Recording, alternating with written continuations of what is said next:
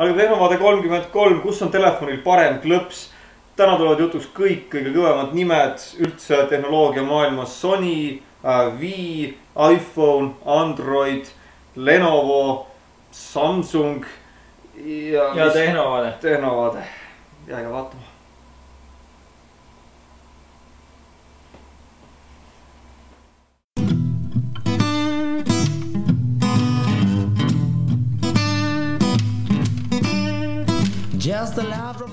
Tere tulemast, on 26. aprill, on Tehnovaade 33 ja Marko. Ja mina olen Heigo.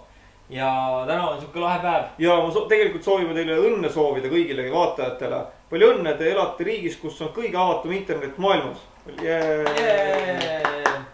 Ja siis te elate veel sellises lahedas riigis, kus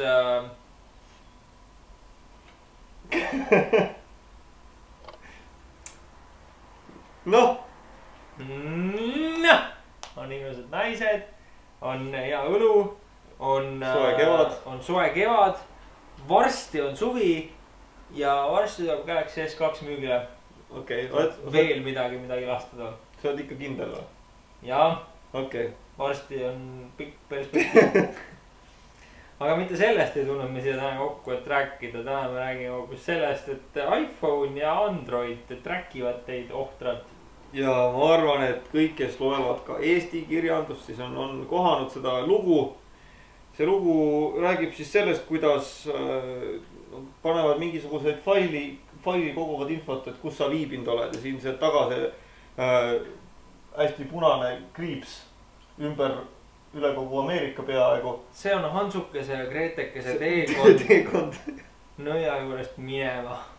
Nõid tuli järgi. Ja siis ta läks tagasi ka natukene ja see on tema 4 aasta jooksul käidud rada põhimõtteliselt. Tööle, koju.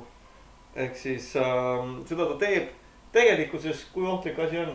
Ei ole väga ohtlik üldse. Ja. Ma arvan, siukene asi, mis keegi lihtsalt avastas, et oh my god, see on võimalik.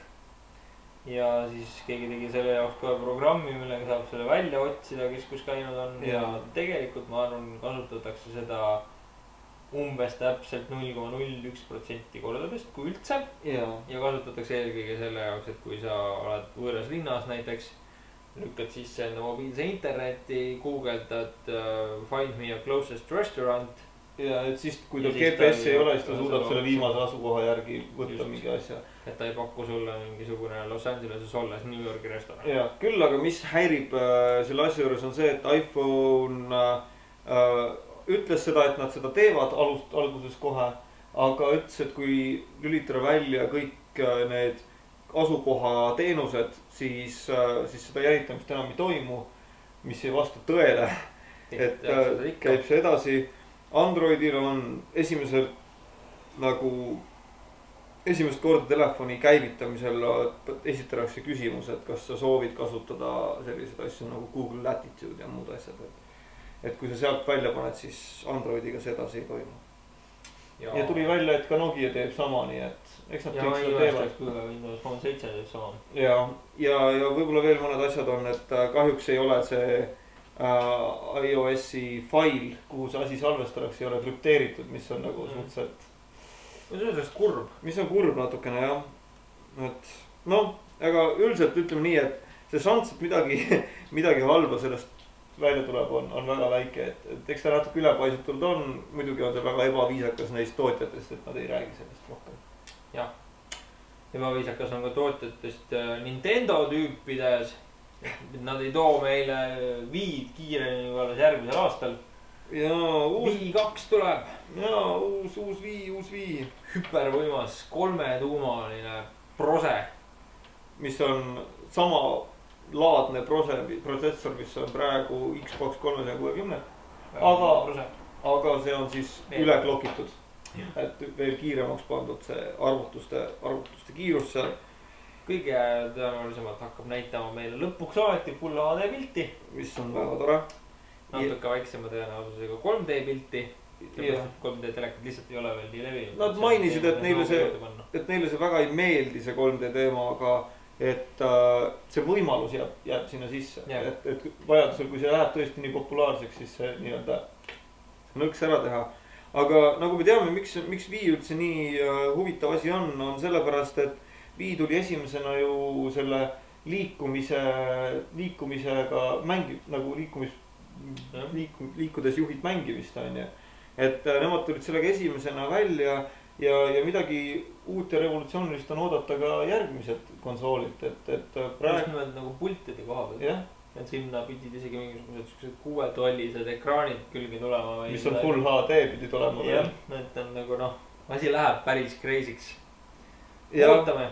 ja ütleme siis Annikale rahustuseks, et kes ütles praegu, et jututoas, et peaks seda Mariot mängima Wii peal, siis nad lubavad, et vanad Wii mängud toimivad ka uue peal, nii et see on väga tore. aga täpsemalt saame infot 7. juunil, kui toimub E3. täpselt, või isegi 6. 6-7.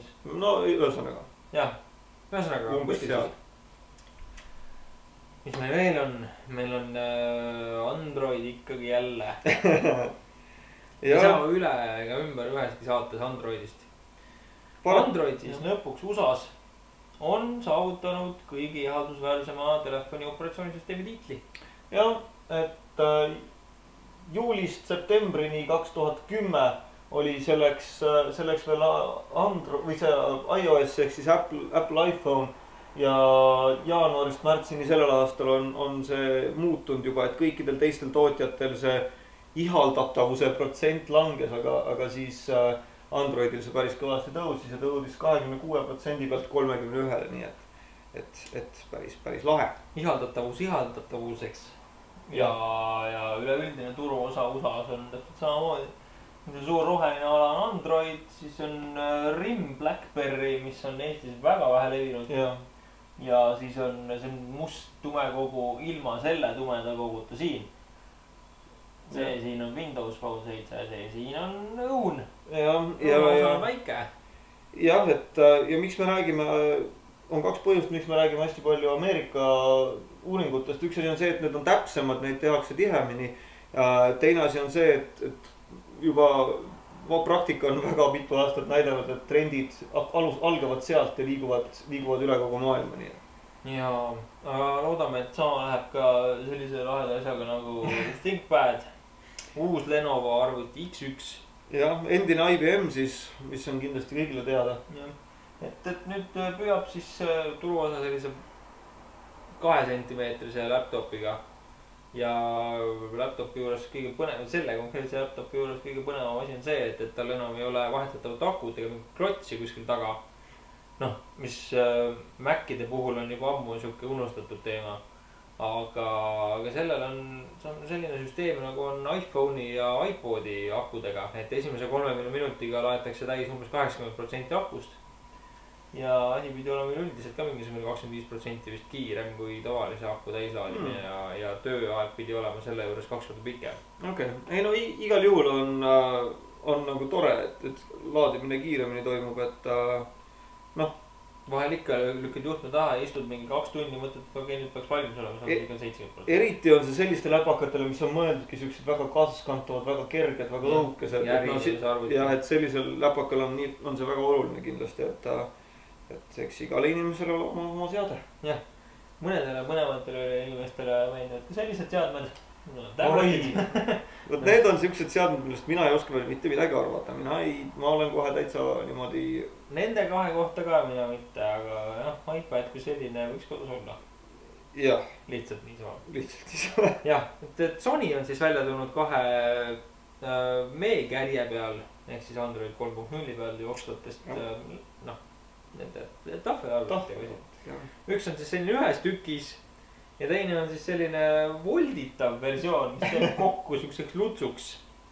naljakas on muidugi see, et need 2 pisikest ekraani, mis seal sees on, need on mõlemad 5,5 tollised ja põhimõtteliselt 1000 korda 480 pikslit resolutsiooniga, mis on nagu väga tubli tulemus sellise pisikese asja kohta. ta on siis natuke suurem kui see nagu topelt.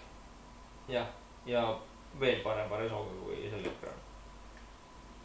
niimoodi ta tundub hullult väike. on ju? tegelikult siin ta tundub nagu mingi hull latakas olevat. aga see selleks ja see on siis see suurem laptop, mis on siis, ma isegi ei tea, kui suur selle teise asja. kohe võime öelda. S1 on kokku on ta 9,4 tolli on tema jah. lihtsalt kui suur. No tegelikult väiksem kui Samsung Galaxy Tab 10.1 ja väiksem kui iPad. Nojah, seda küll. Kes tahab Galaxy Padi 10.1 ruttu seadke sammud Portugali. Sealt juba saab 590 euro eest. jah, mina isiklikult vaataks, mida maksab, palju maksab see 8 punkti väiksem. see on hea asi, see on hea asi. Nii, mis meil veel on? Top tipp.